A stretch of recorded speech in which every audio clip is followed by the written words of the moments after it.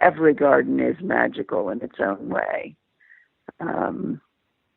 And I think the visual part is just a small piece of it.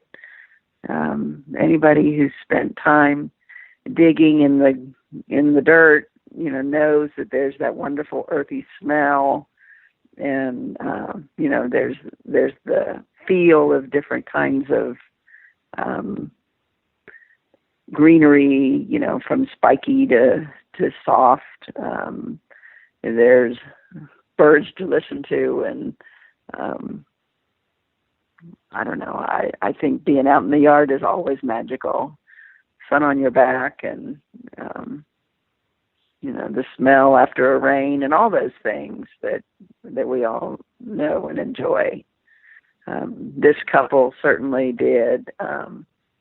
He's a handyman and can build anything. I'm considering kidnapping him, and she, just loves puttering around her yard and watering all of her plants, and they've created just a beautiful place to live and enjoy.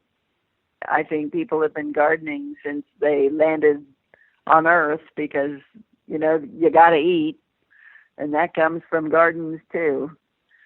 So, lots of people have influenced horticulture and what we think of as landscape gardening. Hello. I don't know that he will hear this question and answer it, but there's a gentleman on here, Jim from Texas. I knew him when I was in college a million years ago, 1.5 years ago. And most of his adult life he's done various jobs, but he is an amazing gardener and a blind gentleman. And I think he raises most of what he eats. I don't know whether he's strictly a vegetarian, whether he also consumes some meat, but I would be interested in hearing his response because I've known several blind people who are great gardeners. I can raise something in a flower pot, but to say that I can do a whole yard, a whole garden, no, don't think so. I mean, I maybe could. I'm not saying it's beyond my capability, but maybe it's beyond my imagination.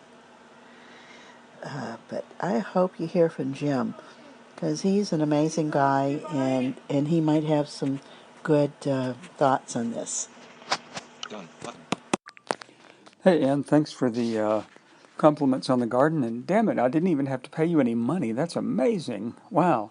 And Susan, you are right about gardening. It is at least for me, a wonderfully therapeutic thing to do. Sometimes when I get overwhelmed by all the work that needs to be done on my house, I go outside and garden, which doesn't get the work done on the house, but it does let me garden. And most years, I'm able to raise all of my produce from about March until, well, I just harvested some cucumbers and leftover tomatoes this afternoon. It's still actually pretty warm here in Texas, 68 degrees.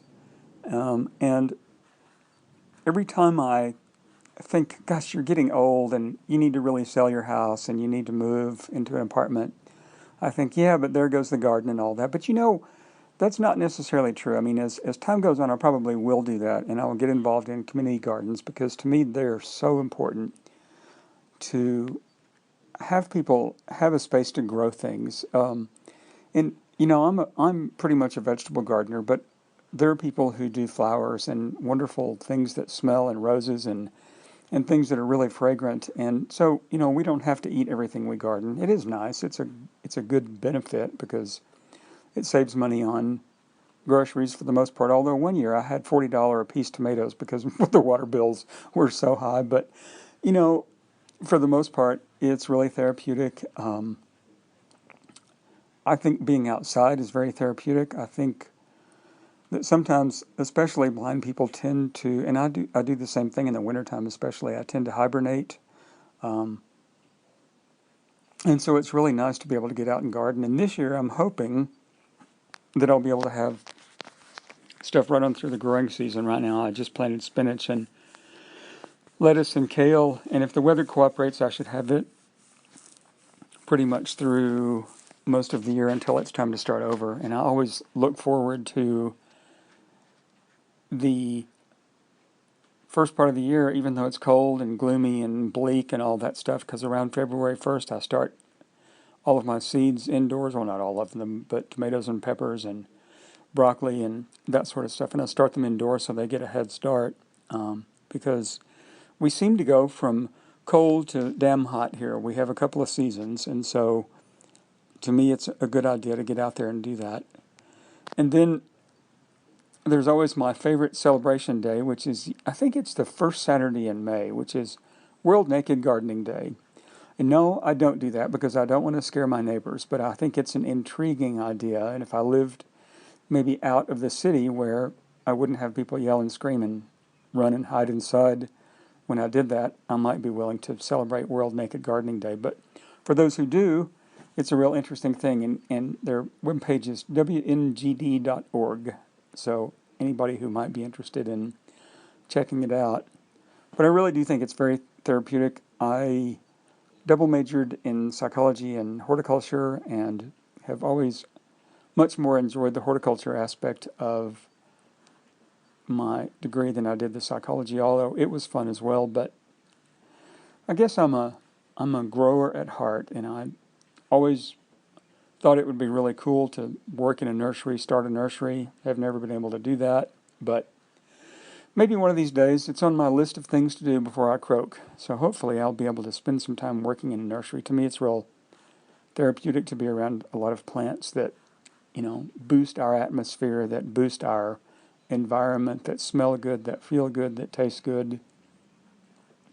Plus, I think the excitement of getting other people to become enthusiastic about gardening is also really nice. It's a good thing to do when you can inspire someone to have a garden. I've done the Master Gardener programs, and we've talked to people about gardening and how to do it. Because a lot of people I think that it's too much work, but to me, gardening can be anything as large as a farm to something as small as growing a tomato in a pot. I mean, to me, that's therapeutic. And if I ever lived in a spot where I didn't have room, I would probably always have a pot or two of herbs and a tomato or a pepper plant or whatever. So anyway, I was glad to see this gardening thread on here, and Tomar was the one that told me about it. Otherwise, I might have actually missed it. But that's really cool that other people are talking about it too. So anyway, those are my thoughts about gardening.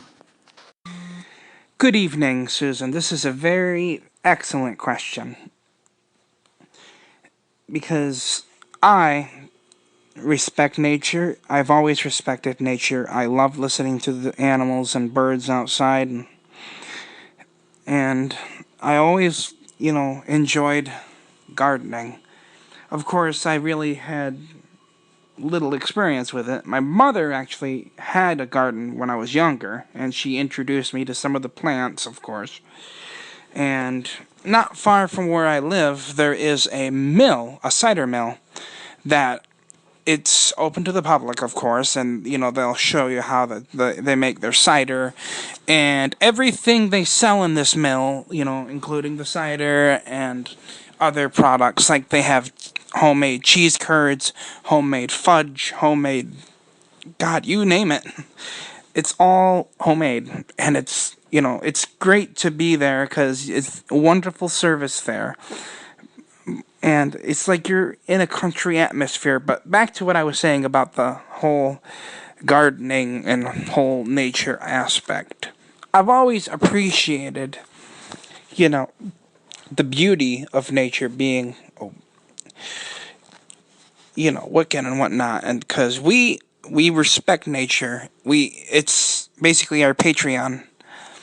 And, because all the smells that it offers me and all the sounds and foods and whatnot, and elements, because there's so many beautiful smells that you could just, anything you could think of, like the smells of the flowers, like the lavenders and roses and stuff. Also the scents of pine trees that are prominent in winter, yes. And even the smell of precipitation, like you said, with the rain smell. That one really isn't a favorite, but the one precipitation smell I absolutely enjoy by far is snow. Snow does have a scent, but the scent of snow is prominent in the country. Like if you were walking in a country lane, let's say in the beginning of winter. Let's say it's like the night before Christmas or a couple of weeks before when winter's starting, or if it's even on the solstice itself. And the trees, of course, will always have their needles, but the pines themselves, you can smell the sap, and it's got a very pleasing scent. I've always enjoyed the smell of a pine, especially when it was a fresh cut. But you're walking, and the air just feels so cool on your face, and the snow, it's just got this nice, refreshing smell mixed in with the pine. And every time I smell these things, it just brings, nice memories to me.